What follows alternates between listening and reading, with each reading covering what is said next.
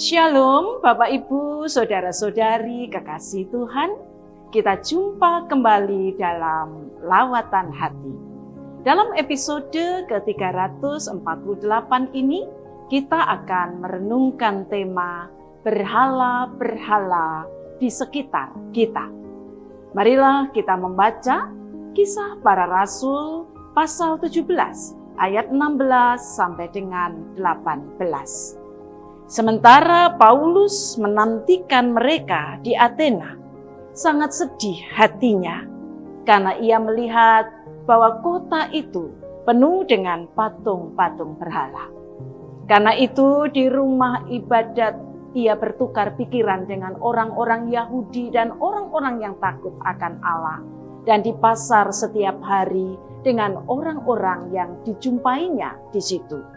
Juga beberapa filsuf dari golongan Epikuros dan golongan Stoa berdebat dengan dia dan ada yang berkata, apa yang hendak dikatakan si pembual ini? Namun yang lain berkata, rupa-rupanya ia pemberita ajaran ilah-ilah asing. Sebab ia memberitakan Injil tentang Yesus dan kebangkitan. Saudara-saudari kekasih Tuhan, pernahkah kita merasa gelisah ketika melihat keadaan sekitar kita?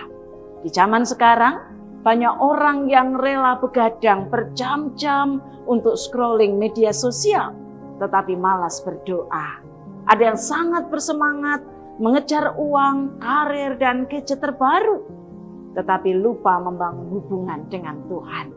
Semua itu tanpa kita sadari menjadi berhala-berhala modern yang menguasai hati kita.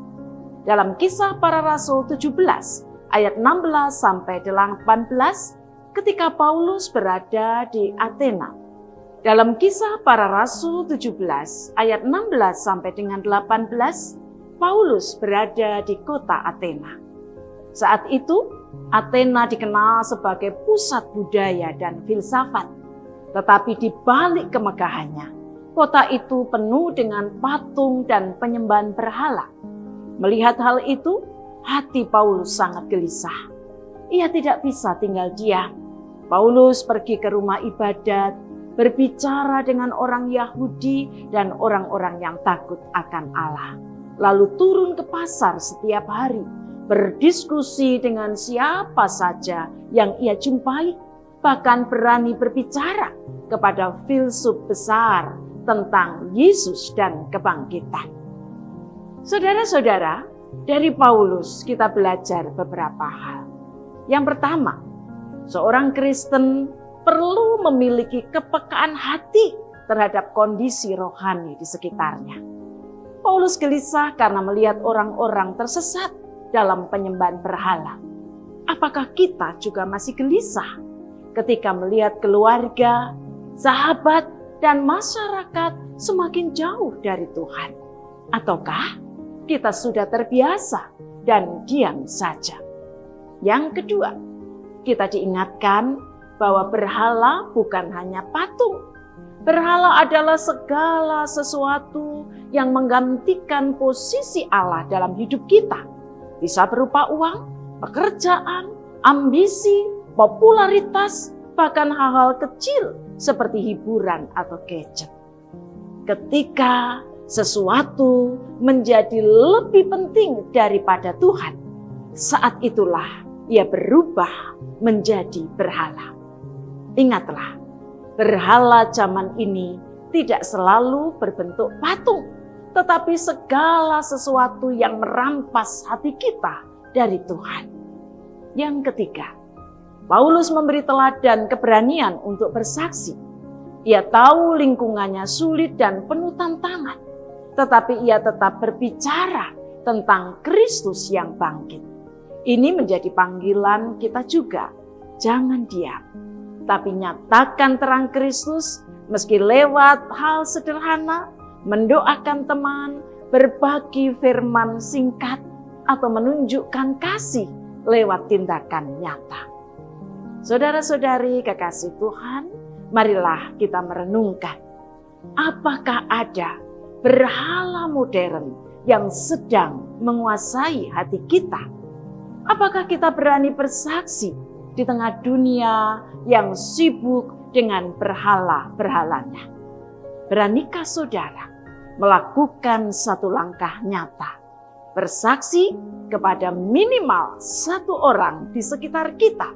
Bisa lewat kata-kata penguatan, kata-kata yang menunjukkan jalan, bisa lewat doa singkat, atau lewat perhatian kecil.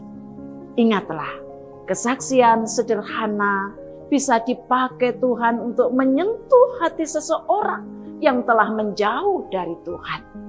Ingatlah selalu, di tengah dunia yang penuh berhala, mari kita tetap menyalakan pelita iman. Hanya Yesus, Sang terang sejati, yang layak menguasai hati. Sekarang, izinkan saya menutup renungan ini dengan puisi singkat berikut ini. Di jalan ramai, berhala berdiri. Tak selalu patung, tapi juga ambisi. Hanya Yesus yang layak diikuti. Dialah terang yang menuntun hati. Mari kita berdoa. Tuhan, kami bersyukur karena Engkau Allah yang hidup. Ampuni kami bila sering membiarkan berhala-berhala modern menguasai hati kami. Tolong kami memiliki kepekaan seperti Paulus, agar gelisah melihat dunia yang menjauh darimu dan berani bersaksi tentang kasih-Mu. Jadilah Engkau satu-satunya Tuhan dalam hidup kami. Dalam nama Tuhan Yesus Kristus kami berdoa.